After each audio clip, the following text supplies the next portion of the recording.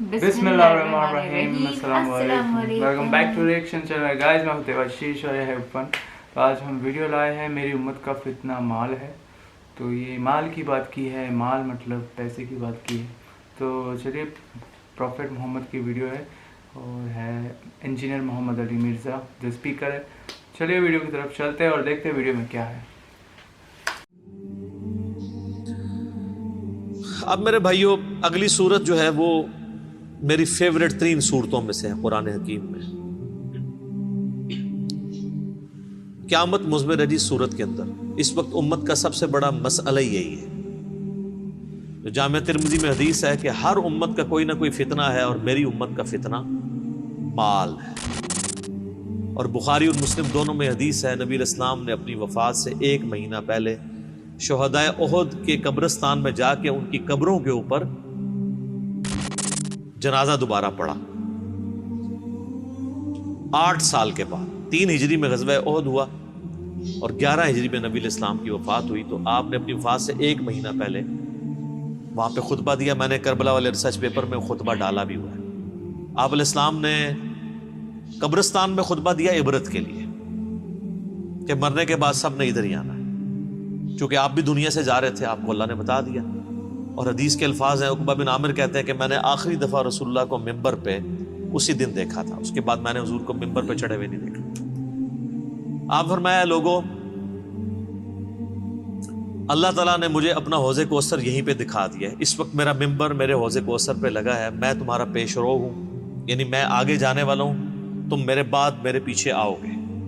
ज़ाहिर है नबी इस्लाम ने एक दावत खड़ी की थी, इतनी मेहनत से अपनी एक टीम तैयार की थी।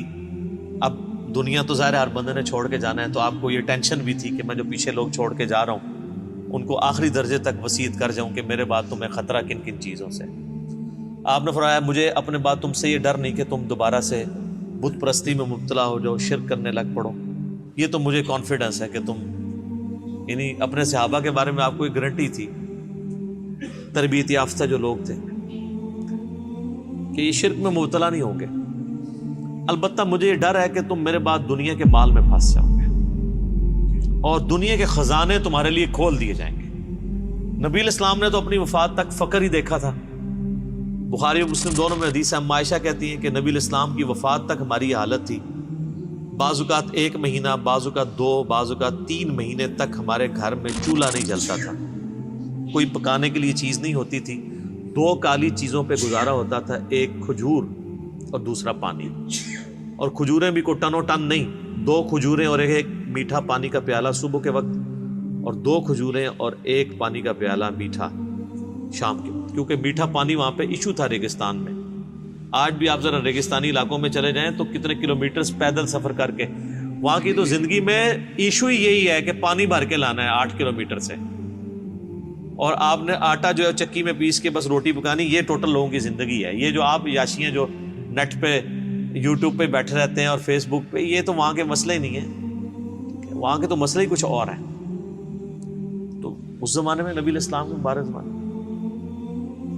अम्मा आयशा कहती हैं कि यानी आप अलैहिस्सलाम और आपके घर वालों का गुजारा काली चीज़ों पे होता था। अब ज़ाहिर नबी इस्लाम को टेंशन तो थी कि मेरे बाद जब दुनिया के खजाने खोल दिए जाएंगे, तो मुस्लिम शरीफ के आगे अल्फाज हैं उस शुहदाए उहद वाले कब्रिस्तान में जो खुतबे में आपने फरमाया कि मुझे खतरा है कि तुम दुनिया के माल में फंस जाओगे, दुनिया की मोहब्बत में एक दूसरे को कत्ल करोगे, हत्ता कि तुम भी तबाह बर्बाद कर दिए जाओगे जिस तरह तुमसे अगली उम्मतें बर्बाद कर दी गई। और वही हुआ है। आप देख 30 साल ही सुकून से गुजरे हैं, वो भी बमुश्किल। और उसके बाद क्या हुआ है उम्मत के साथ? फिर इस्लाम का उरूज तो नीचे ही आया है, मुसलमानों का उरूज ऊपर गया। ज़ाहिर है सुपर पावर थी, उसका एक्सप्लॉयन था। जब भी आज अमेरिका सुपर पावर है तो सर वो भी बदमाशी कर रहा है। उस वक्त हम सुपर पावर थे, हम भी किसी को खंगड़ नहीं दे दे, ठीक है। तो वो एक सुपर पावर का एक्सप्लॉयन था। इस्लामी हुकूमतें नहीं थी, मुसलमान हुकूमतें थी। किसकी जुर्रत है कि वो कह देंगे जो सल्तनत मुगलिया की हुकूमत इस्लामी हुकूमत थी?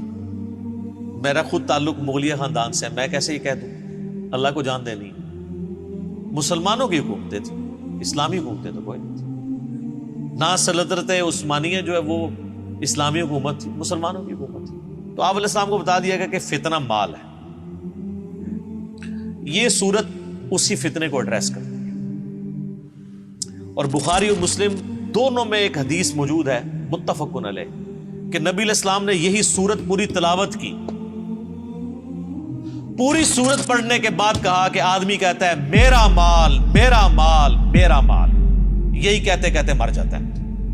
حالانکہ تیرا مال تو وہ ہے جو تو نے کھا پی لیا یا پہن کر بوسیدہ کر لیا کپڑے، یا آخرت میں اللہ کے لیے بھیج کے اللہ کی راہ میں خرچ کر کے اپنے لیے سٹور کر لیا. یعنی جو اللہ کی راہ میں خرچ کرتے ہو یہ تمہارا مال ہے، باقی تو تیرے وارثوں کا مال ہے.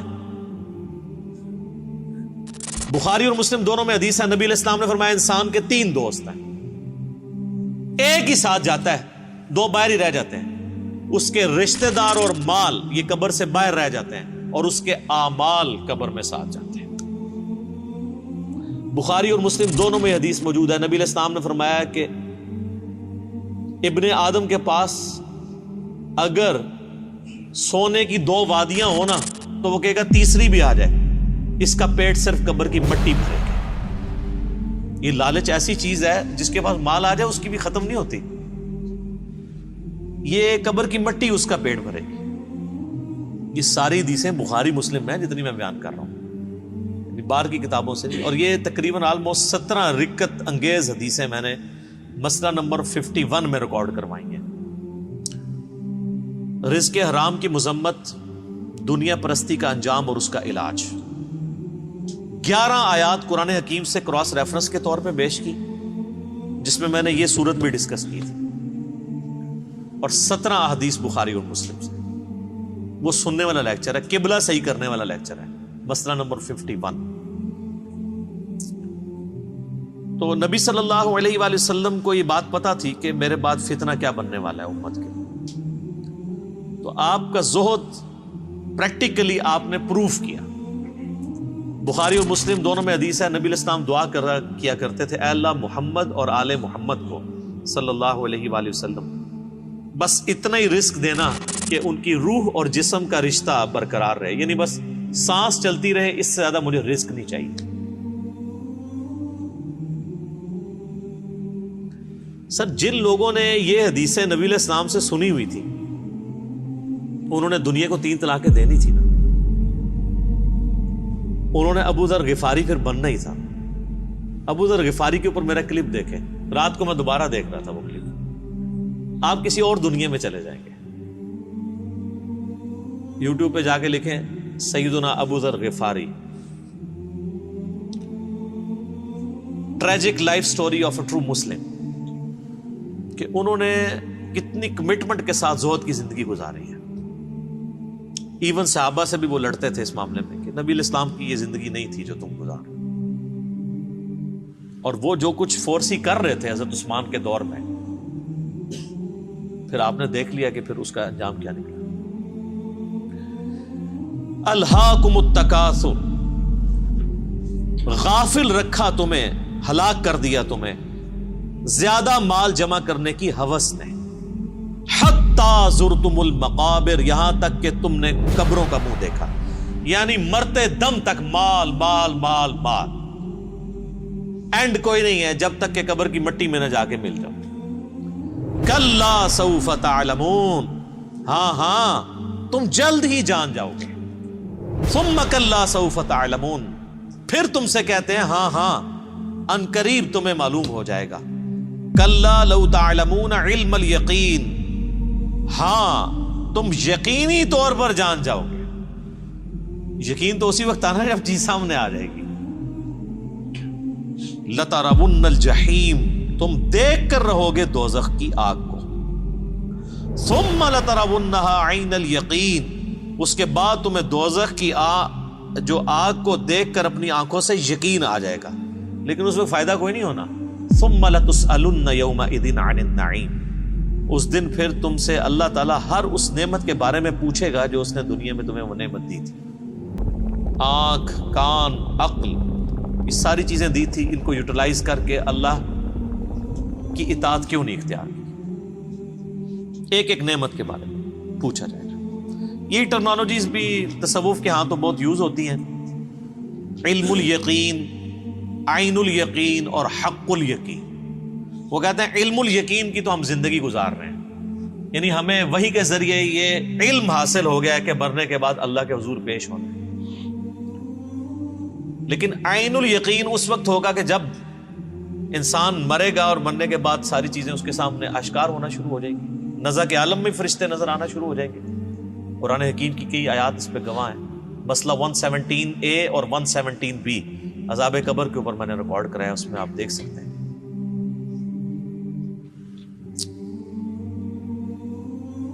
اور سورۃ الحجر کے اینڈ میں بھی آیا نا، فَاعْبُدْ رَبَّكَ حَتَّى يَأْتِيَكَ الْيَقِينُ، اپنے رب کی عبادت میں لگے رہو یہاں تک کہ تم یقین تک پہنچو.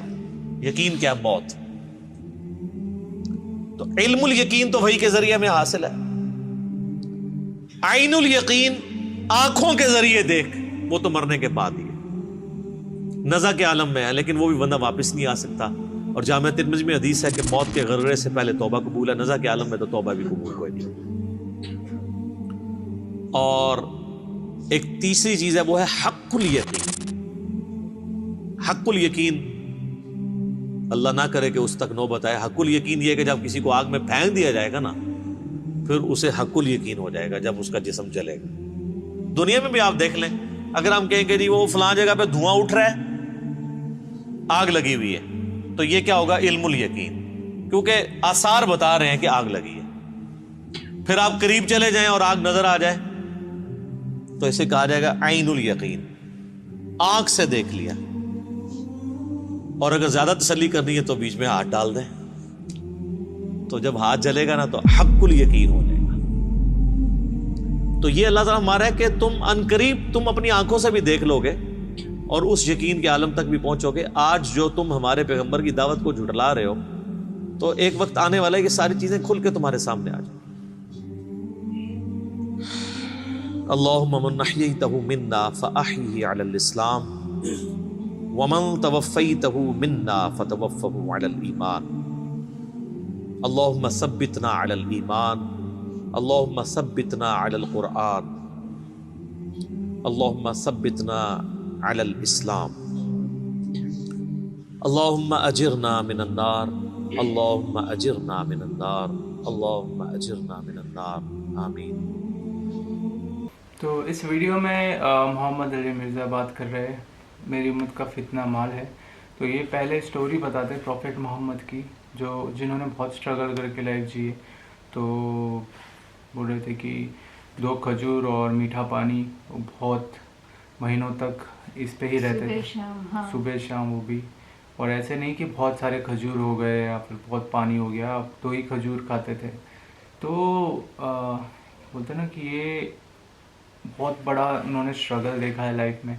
تو ان کو یہی ڈر تھا کہ آگے جو اکثریت آئے گی، آگے جو انسانیت ہوگی، وہ یہ سارے ورلڈ میں گھس جائے گی جہاں پہ بس مال مال مال ہی دکھے گا ان کو، کہ اور کچھ بھی نہیں دکھا. اندھے ہو جائیں گے کہ ہاں بس پیسہ پیسہ پیسہ، مال مال مال، یہی کرتے رہیں گے.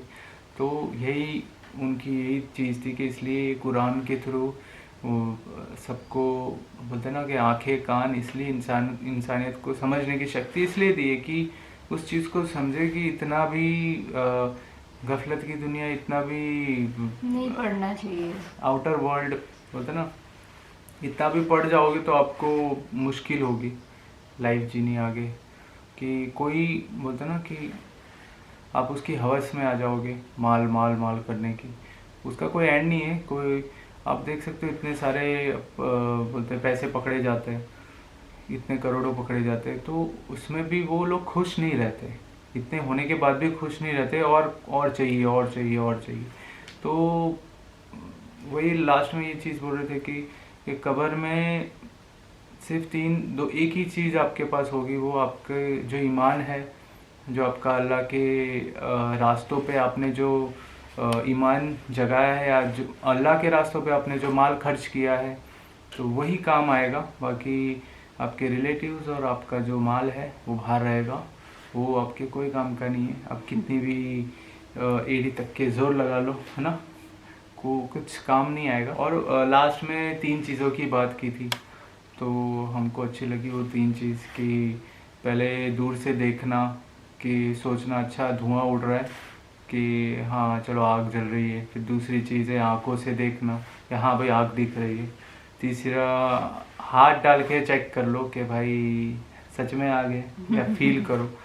تو قیامت کے دن سب کو یقین ہو ہی جائے گا کہ یہ قرآن کیوں تھی اور کیوں لایا گیا تھا اور اللہ کون ہے اور یہ ورلڈ کو بنانے والے کریٹر کون ہے, سب کچھ پتہ چل جائے گا. یہ تھا ہمارا ویڈیو ریئیکشن, اور کیسا لگا ہمارا ویڈیو ریئیکشن آپ ضرور کمنٹس اور لائک شیئر اور سبسکرائب جو بھی نیو سبسکرائبر ہے کر کے ضرور بتا دینا. اور جو بھی شاید ہمیں سمجھنا ہے تو آپ ضرور کمنٹس کرنا کہ لائف کا اور قرآن کے تھرو اور کیا کیا چیزیں ہمیں جاننی چاہیے. تو ملتے ہیں اگلے ویڈیو میں, تب تک کے لیے اللہ حافظ, خدا حافظ, شکریہ.